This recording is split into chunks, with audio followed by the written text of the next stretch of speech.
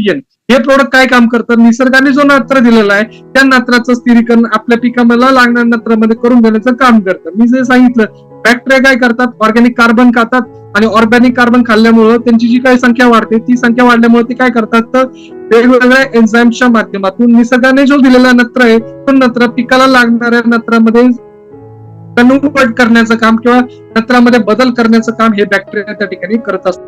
78% nitrogen दिलाय हो आपण, 78% नायट्रोजन आपल्याला ऑलरेडी निसर्गाने दिलेला आहे, पण तो पिकाला लागणाऱ्या अवस्थेत दिलेला नाही. आपल्याला काय करायचंय, आपल्या बॅक्टेरियाच्या माध्यमातून किंवा निसर्गाने दिलेल्या बॅक्टेरियाच्या माध्यमातून हा नैसर्गिक नत्र आपल्याला पिकाला त्या ठिकाणी द्यायचा आहे. निसर्गाने 78% वाला दिलंय आणि आपण वापरतोय आपला 48, बरोबर ना, सॉरी 46% वाला.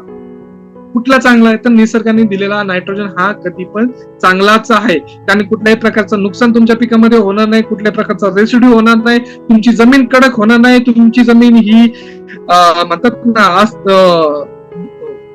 काय म्हणतात त्याला, इनफर्टाईल होणार नाही. त्यामध्ये तुमची जमीन ही कायम चांगल्या स्वरूपात त्या ठिकाणी राहू शकते. त्यासाठी निसर्गाने 78% नायट्रोजन काय करायचं, आपल्याला पिकाला लागणाऱ्या नायट्रोजन मध्ये द्यायचं. त्यासाठी नेटसअप मी तुम्हाला एक छान प्रोडक्ट दिलं आहे. आपण डायरेक्टली गहू खातो का हो, आपण डायरेक्टली गहू खात नाही. आपण काय करतो, त्याचं पीठ दळतो, नंतर चपाती बनवतो, चपाती बनवल्यावर आपण चपाती खातो का डायरेक्ट गहू खातो, बिलकुल नाही. आपण डायरेक्ट गहू खात नाही, आपण काय खातोय, चपाती. तसंच बॅक्टेरियाचं आहे मित्रांनो, निसर्गाने आपल्याला भरभरून नत्र दिलाय, स्फुरत दिलाय, पालाश दिलेला आहे ऑलरेडी, निसर्गाने तो दिलेला आहे. पण तो जो काही नत्र दिलाय, पालाश दिलाय, फॉस्फरस दिलाय, तो लागणाऱ्या अवस्थेत दिला नाही, अस्थिर अवस्थेत दिलाय. त्याला स्थिर करण्याचं काम अगर कोण करत असतंय, तर हे बॅक्टेरिया करत असतात. आता फॉर एक्झाम्पल, मातीमध्ये ऑलरेडी नत्र आहे, निसर्गामध्ये डायनायट्रोजन 78% प्रेझेंट आहे, पण तो पिकाला लागणाऱ्या अवस्थेत प्रेझेंट नसतो. तो जो काय प्रोसेस आहे रॉ नायट्रोजनची डायनायट्रोजनचं कन्व्हर्जन पिकाला लागणाऱ्या नत्रामध्ये, पिकाला लागणाऱ्या नायट्रोजन मध्ये कन्व्हर्ट करून देण्याचं काम कोण करत असेल, तर ते बॅक्टेरिया करत असतात. बॅक्टेरिया काय करतात, तुमचा जो काय अस्थिर नत्र आहे तो स्थिर करण्याचं काम हे बॅक्टेरिया करतात. तुमचा जो अस्थिर फॉस्फरस आहे तो स्थिर करण्याचं काम त्या ठिकाणी करतात. तुमचा जो अस्थिर पोटॅश आहे तो पोटॅश स्थिर करण्याचं काम त्या ठिकाणी करत असतात. त्यामुळे बॅक्टेरियाचं काय काम आहे, तर तुमचा जो काय रॉ नायट्रोजन आहे, रॉ नत्र आहे, जो काय पडून राहिलेला नत्र आहे, तो पिकाला लागणाऱ्या नत्रामध्ये कन्व्हर्ट करून देण्याचं काम त्या ठिकाणी हे बॅक्टेरिया त्या ठिकाणी करत असतात. त्यामुळे बॅक्टेरियाचा रोल तुमच्या ऊसाच्या वाढीमध्ये हा खूप महत्वाचा त्या ठिकाणी आहे. पिकाला लागणाऱ्या नत्रामध्ये कन्व्हर्ट करण्याचं काम किंवा नत्रामध्ये बदल करण्याचं काम हे बॅक्टेरिया त्या ठिकाणी करत असतात. तेच बॅक्टेरिया आम्ही या स्टीम बायोफिट एन नावाच्या बॉटलमध्ये तुम्हाला कॉन्सन्ट्रेटेड फॉर्म मध्ये त्या ठिकाणी दिलेले आहे. याच्या 1 ml ड्रॉप मध्ये 100 करोडपेक्षा जास्त बॅक्टेरिया त्या ठिकाणी तुम्हाला बघायला मिळतील. एवढं स्ट्रॉंग बॅक्टेरियावाला प्रोडक्ट या ठिकाणी दिलेला आहे. हे प्रोडक्ट काय काम करतं, तर सेम काम बॅक्टेरियाचं जे काम आहे तेच काम करणार आहे. निसर्गाने जो नत्र दिलाय तो नत्र पिकाला लागणाऱ्या नत्रामध्ये कन्व्हर्ट करून देण्याचं काम हे प्रोडक्ट त्या ठिकाणी करतं. यामध्ये काय आहे, तर नैसर्गिक नत्र स्थिरीकरण करतं, प्लस तुमचा जो काही केमिकलचा खर्च आहे, युरिया असेल, अदर फर्टिलायझर्स असतील, त्या फर्टिलायझरचा खर्च सुद्धा त्या ठिकाणी कमी करतं. दुसरं महत्वाचं गोष्ट काय, हे खूप कमी प्रमाणात लागतं, खूप कमी प्रमाणात लागतं. मार्केटमध्ये पण अझोटोबॅक्टर मिळतो का, 100% मार्केटमध्ये अझोटोबॅक्टर मिळतो, पण तुम्हाला खूप जास्त प्रमाणात यूज करावा लागतो, बरोबर आहे ना. एकरी 3 लिटर 4 लिटर असा डोस तुम्हाला ते सांगतात.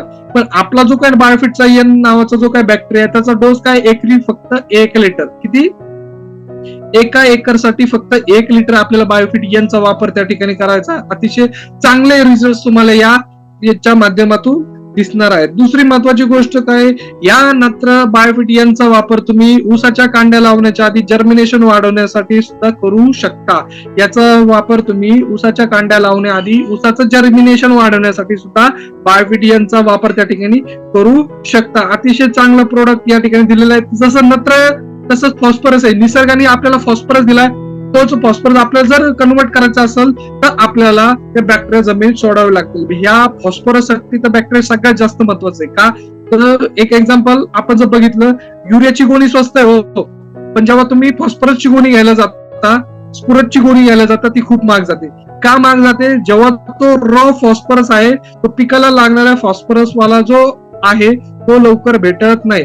फॉस्फरसचं जे काही विघटन आहे, खताचं, फॉस्फरस खतांचं, स्फुरदयुक्त खतांचं जे काही विघटन आहे ते लवकर होत नाही. 80% तुम्ही जे काही स्फुरदयुक्त खत जमिनीत घातलेली आहे ती तुमच्या पिकाला लागत नाही. 80% वेस्ट जातात. उरलेली 20% खतं फक्त तुमच्या पिकाला उपलब्ध होतात. उरलेली जर 80% खतं तुमच्या पिकाला संपूर्ण लागण करायची असेल तर तुम्हाला बायोफिट पी या प्रोडक्टचा वापर त्या ठिकाणी करावा लागेल. तुमच्या मातीमध्ये जे काय पडून राहिलेला फॉस्फरस आहे, तुमच्या मातीमध्ये जो पडून राहिलेला फॉस्फरस आहे, तो पडून राहिलेला फॉस्फरस सुद्धा तुमच्या पिकाला उपलब्ध करून देण्याचं काम या प्रोडक्टच्या माध्यमातून होतं. यामध्ये वेगवेगळे जे काही कंटेंट या प्रोडक्टमध्ये आम्ही वापरलंय ते नैसर्गिकरित्या फॉस्फरस कन्वर्ट करतं, पण यामध्ये ते कार्य करत असताना वेगवेगळ्या एन्झाईमचं सुद्धा सिक्रेशन त्या ठिकाणी करत असतं. हे एन्झाईम्स काय करतात? ऑर्गॅनिक ऍसिड बनवतात. त्या ऍसिडच्या माध्यमातून तुमच्या मातीमध्ये जो पडून राहिलेला फॉस्फरस आहे तो पूर्णपणे त्याचं विघटन करून पिकाला लागणाऱ्या फॉस्फरस मध्ये उपलब्ध करून देतात. त्यामुळे तुमच्या पिकाची वाढ ही जोमाने त्या ठिकाणी होते. हे प्रोडक्ट वापरल्यानंतर काय होणार आहे? तुमचा जो काही 25 ते 40% खर्च आहे जो तुम्ही वेस्ट घालता फॉस्फरसच्या गोण्यांवर, तो तुमचा 25 ते 40% खर्च हा या ठिकाणी कमी होणार. तुमच्या मातीची जी काही उगवण क्षमता आहे ती तर धरून ठेवणारच आहे, पण अदर जे काही बॅक्टेरिया आहे त्या बॅक्टेरियाला सुद्धा चालना देण्याचं काम हे प्रोडक्ट त्या ठिकाणी करणार आहे. तर या प्रोडक्टचा वापर सुद्धा तुम्ही तुमच्या रानामध्ये ऊसाचं उत्पादन घेण्यामध्ये घेऊ शकता. नंतर येतो आपला बायोफिट के. सेम जसं नत्र, स्फुरद, पालाश तसंच या ठिकाणी आहे. ऊसाचा जर आपल्याला उतारा चांगला वाढवायचा, शुगर कंटेंट आपल्याला चांगलं वाढवायचं असेल तेव्हा आपल्याला पोटॅश या न्यूट्रिएंटची मात्रा जास्त असावी लागते. बरोबर आहे ना? पण तो जो काही पोटॅश आहे तो नैसर्गिकरित्या जर चांगला मिळाला तर निश्चितच तुमच्या ऊसाचा जो काही उतारा आहे तो चांगल्या पद्धतीने येईल. केमिकलचा उतारा जर तुम्ही बघितला आणि त्याऐवजी ऑर्गॅनिकचा जेव्हा उतारा बघता त्यामध्ये जमीन आसमानचा फरक त्यामध्ये तुम्हाला बघायला मिळतो. हे प्रोडक्ट काय करणार आहे? नैसर्गिकरित्या जो अस्थिर पोटॅश आहे त्या पोटॅशचं रूपांतर पिकाला लागणाऱ्या पोटॅश मध्ये करून देणार आहे. दुसरी महत्वाचं काय? तुमच्या ऊसाचा जो काही गोडवा आहे, उतारा आहे तो वाढवण्यास हे प्रोडक्ट त्या ठिकाणी मदत करणार आहे. आणि सगळ्यात महत्वाचं, तुमच्या ऊसामध्ये 15 ते 20% वाढ हे 100% त्या ठिकाणी होणार आहे. 15 ते 20% वाढ ही त्या ठिकाणी होणार आहे. तर असे मल्टिपल युजेस आहे या बायोफिट एनपीके या प्रोडक्टचे. तर एनपीके प्रोडक्ट हे तुम्ही त्या ठिकाणी वापरलं तर तुमच्या मातीमध्ये नैसर्गिकरित्या जे काही बॅक्टेरिया आहे त्या बॅक्टेरियाची संख्या वाढणार आहे. त्या बॅक्टेरियाची संख्या वाढल्यामुळे तुमच्या रानामध्ये नैसर्गिकरित्या तुमचा जो काही नत्र असेल, स्फुरद असेल, पालाश असेल तो नैसर्गिकरित्या तुमच्या ऊसाला त्या ठिकाणी मिळणार आहे. आणखीन काय? हे जे काही अझोटोबॅक्टर, पीएसबी, केएसबी असतात वेगवेगळे ऍसिड्स रिलीज करतात. त्यामुळे जे काही अदर न्यूट्रिएंट्स आहे किंवा अदर बॅक्टेरिया जे मातीमध्ये प्रेझेंट असतात त्या बॅक्टेरिया वाढवण्यासाठी सुद्धा चालना देण्याचं काम सुद्धा हे प्रोडक्ट त्या ठिकाणी करत आहेत. या प्रोडक्टचा डोसेस किती? या तिन्ही प्रोडक्टचा 1 litre, 1 litre Biofit N, 1 litre Biofit P, 1 litre Biofit K तुम्ही एका वेळेस तुम्ही त्या पिकाला देऊ शकता. बरोबर? तर एका वेळी तुम्ही एनपीकेचा वापर त्या ठिकाणी करू शकता.